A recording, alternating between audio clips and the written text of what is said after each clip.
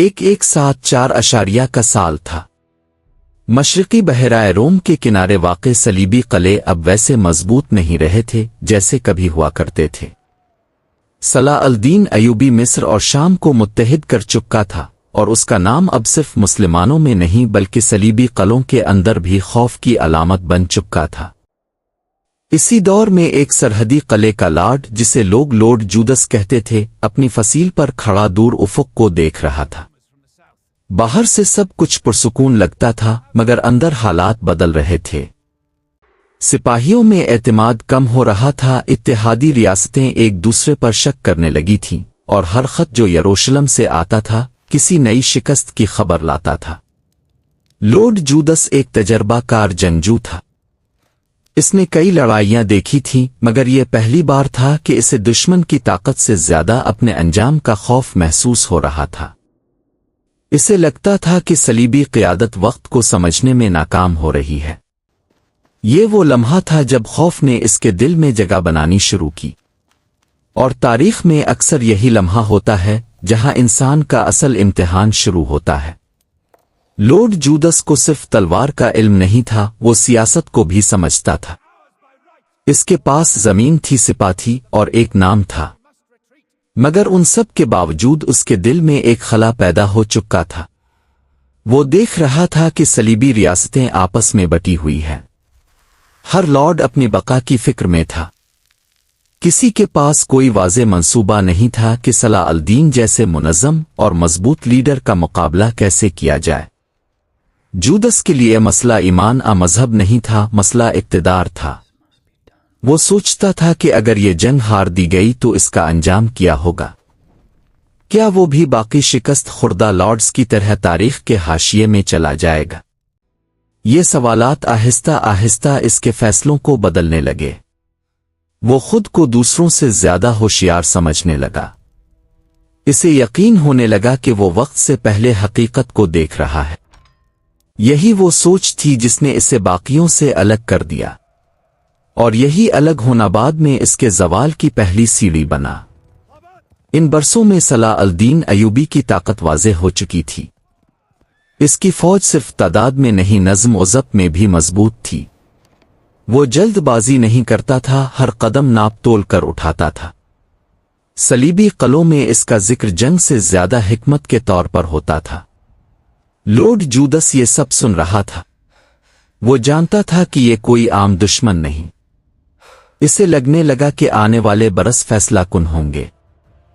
تو صلیبی قیادت خود کو بدل لے، سب کچھ ختم ہو جائے۔ مگر جب اسے کہیں بھی تبدیلی کے آثار نظر نہ آئے تو اس کے دل میں ایک خطرناک خیال پیدا ہوا۔ وہ سوچنے لگا کہ شاید بقا کا راستہ جنگ میں نہیں، سودے میں ہے۔ یہ خیال ابھی مکمل شکل میں نہیں تھا، مگر بیج بویا جا چکا تھا۔ یہ وہ لمحہ تھا جہاں خوف نے عقل کا لبادہ اوڑھ لیا۔ 1174 کا سال تھا۔ مشرقی بحیرہ روم کے کنارے واقع صلیبی قلعے اب ویسے مضبوط نہیں رہے تھے جیسے کبھی ہوا کرتے تھے۔ صلاح الدین ایوبی مصر اور شام کو متحد کر چکا تھا، اور اس کا نام اب صرف مسلمانوں میں نہیں بلکہ صلیبی قلعوں کے اندر بھی خوف کی علامت بن چکا تھا۔ اسی دور میں ایک سرحدی قلعے کا لارڈ، جسے لوگ لورڈ جودس کہتے تھے، اپنی فصیل پر کھڑا دور افق کو دیکھ رہا تھا۔ باہر سے سب کچھ پرسکون لگتا تھا، مگر اندر حالات بدل رہے تھے۔ سپاہیوں میں اعتماد کم ہو رہا تھا، اتحادی ریاستیں ایک دوسرے پر شک کرنے لگی تھیں، اور ہر خط جو یروشلم سے آتا تھا کسی نئی شکست کی خبر لاتا تھا۔ لورڈ جودس ایک تجربہ کار جنگجو تھا۔ اس نے کئی لڑائیاں دیکھی تھیں، مگر یہ پہلی بار تھا کہ اسے دشمن کی طاقت سے زیادہ اپنے انجام کا خوف محسوس ہو رہا تھا۔ اسے لگتا تھا کہ صلیبی قیادت وقت کو سمجھنے میں ناکام ہو رہی ہے۔ یہ وہ لمحہ تھا جب خوف نے اس کے دل میں جگہ بنانی شروع کی، اور تاریخ میں اکثر یہی لمحہ ہوتا ہے جہاں انسان کا اصل امتحان شروع ہوتا ہے۔ لورڈ جودس کو صرف تلوار کا علم نہیں تھا، وہ سیاست کو بھی سمجھتا تھا۔ اس کے پاس زمین تھی، سپاہ تھی، اور ایک نام تھا، مگر ان سب کے باوجود اس کے دل میں ایک خلا پیدا ہو چکا تھا۔ وہ دیکھ رہا تھا کہ صلیبی ریاستیں آپس میں بٹی ہوئی ہیں۔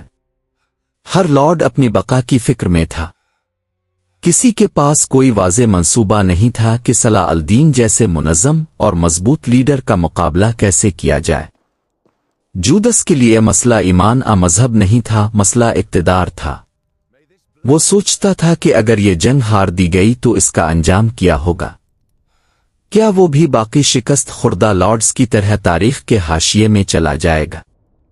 یہ سوالات آہستہ آہستہ اس کے فیصلوں کو بدلنے لگے۔ وہ خود کو دوسروں سے زیادہ ہوشیار سمجھنے لگا۔ اسے یقین ہونے لگا کہ وہ وقت سے پہلے حقیقت کو دیکھ رہا ہے۔ یہی وہ سوچ تھی جس نے اسے باقیوں سے الگ کر دیا، اور یہی الگ ہونا بعد میں اس کے زوال کی پہلی سیڑھی بنا۔ ان برسوں میں صلاح الدین ایوبی کی طاقت واضح ہو چکی تھی۔ اس کی فوج صرف تعداد میں نہیں، نظم و ضبط میں بھی مضبوط تھی۔ وہ جلد بازی نہیں کرتا تھا، ہر قدم ناپ تول کر اٹھاتا تھا۔ صلیبی قلعوں میں اس کا ذکر جنگ سے زیادہ حکمت کے طور پر ہوتا تھا۔ لارڈ جودس یہ سب سن رہا تھا۔ وہ جانتا تھا کہ یہ کوئی عام دشمن نہیں۔ اسے لگنے لگا کہ آنے والے برس فیصلہ کن ہوں گے۔ تو صلیبی قیادت خود کو بدل لے، سب کچھ ختم ہو جائے۔ مگر جب اسے کہیں بھی تبدیلی کے آثار نظر نہ آئے تو اس کے دل میں ایک خطرناک خیال پیدا ہوا۔ وہ سوچنے لگا کہ شاید بقا کا راستہ جنگ میں نہیں، سودے میں ہے۔ یہ خیال ابھی مکمل شکل میں نہیں تھا، مگر بیج بویا جا چکا تھا۔ یہ وہ لمحہ تھا جہاں خوف نے عقل کا لبادہ اوڑھ لیا۔ 1186 وہ سال تھا جب لارڈ جودس کو لگا کہ وہ سب سے زیادہ محفوظ ہے۔ کئی برسوں کی خفیہ معلومات رسانی کے بعد اسے یقین ہو چکا تھا کہ وہ دونوں طرف کے کھیل کو سمجھ چکا ہے۔ اس نے سوچا کہ اگر وہ ایک آخری بڑا راز دے دے تو اس کی حیثیت مزید مضبوط ہو جائے گی۔ اس راز کا تعلق ایک اہم فوجی نقل و حرکت سے تھا، راستے، وقت اور رسد کی تفصیل۔ جودس کو لگا کہ یہ معلومات اس کے لیے ایک ڈھال بن جائیں گی، مگر وہ یہ نہ سمجھ سکا کہ اب وہ صرف ایک ذریعہ رہ گیا تھا، کوئی ضرورت نہیں۔ اسی دوران صلیبی قیادت کے اندر اس کے خلاف شکوک بڑھنے لگے۔ اس کے فیصلے سوالوں کے گھیرے میں آ گئے۔ اس کی باتوں میں پہلے جیسا وزن نہیں رہا۔ قلعے کے افسران اسے محتاط نظروں سے دیکھنے لگے۔ جودس نے پہلی بار محسوس کیا کہ وہ تنہا ہو چکا ہے۔ دشمن کے لیے وہ اب ایک خطرہ تھا، کیونکہ وہ بہت کچھ جانتا تھا، اور اپنے لوگوں کے لیے وہ مشکوک بن چکا تھا۔ 1186 کا اختتام اس احساس کے ساتھ ہوا کہ اس نے جو حساب لگایا تھا وہ غلط تھا۔ غداری نے اسے بچایا نہیں بلکہ اس کے گرد دائرہ تنگ کر دیا تھا۔ اوائل 1187 میں لارڈ جودس کے قلعے کا ماحول بدل چکا تھا۔ نظم و ضبط کمزور ہو رہا تھا اور سپاہیوں میں اعتماد کی جگہ خاموش سوالات نے لے لی تھی۔ افواہیں پھیلنے لگیں کہ دشمن کو اندر کی خبریں مل رہی ہیں۔ جودس ہر دن پہلے سے زیادہ محتاط ہو گیا۔ وہ کم بولتا، زیادہ سوچتا اور ہر شخص پر شک کرنے لگا۔ مگر یہ شک اب دوسروں میں بھی پیدا ہو چکا تھا۔ جب معاملہ صلیبی قیادت تک پہنچا تو کسی نے کھل کر اس کا دفاع نہیں کیا۔ سب اپنی بقا کی فکر میں تھے۔ جودس کو پہلی بار احساس ہوا کہ اقتدار صرف تب تک ساتھ دیتا ہے جب تک فائدہ ہو۔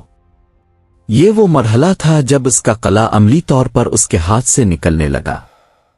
احکامات پر عمل سست ہو گیا اور اس کی موجودگی خوف کے بجائے بے یقینی پیدا کرنے لگی۔ زوال کا یہ آغاز خاموش تھا مگر فیصلہ کن۔ کوئی بغاوت نہیں ہوئی مگر اعتماد مکمل طور پر ٹوٹ چکا تھا۔ 1187 میں لارڈ جودس کا انجام سامنے آیا۔ یہ کوئی ڈرامائی لمحہ نہیں تھا بلکہ ایک خاموش خاتمہ تھا۔ نہ کوئی بڑی سزا، نہ کوئی یادگار۔ جب اس کے خلاف شواہد واضح ہو گئے تو اسے الگ کر دیا گیا۔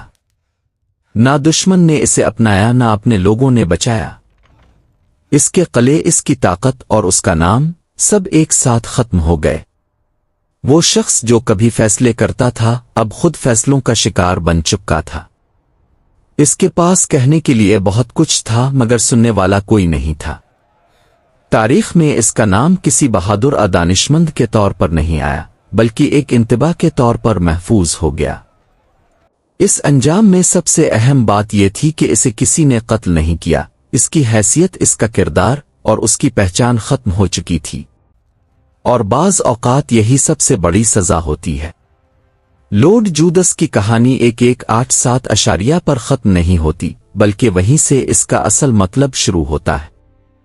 اسی سال صلاح الدین ایوبی نے یروشلم فتح کیا، مگر اس فتح میں انتقام نہیں، نظم اور عدل نظر آیا۔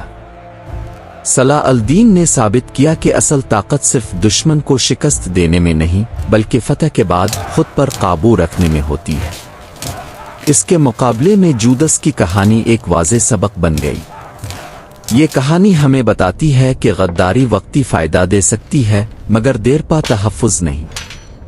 جو شخص صرف اپنی بقا کے لیے سب کچھ قربان کر دیتا ہے، وہ آخرکار خود بھی قربان ہو جاتا ہے۔ تاریخ ایسے لوگوں کو یاد نہیں رکھتی جو ہر وقت فائدہ دیکھتے ہیں، بلکہ انہیں یاد رکھتی ہے جو مشکل وقت میں بھی اصول پر قائم رہتے ہیں۔ اختتامی جملہ: لارڈ جودس جنگ میں نہیں ہارا، وہ اعتماد، کردار اور صحیح وقت پر درست فیصلہ نہ کرنے کی وجہ سے ہارا۔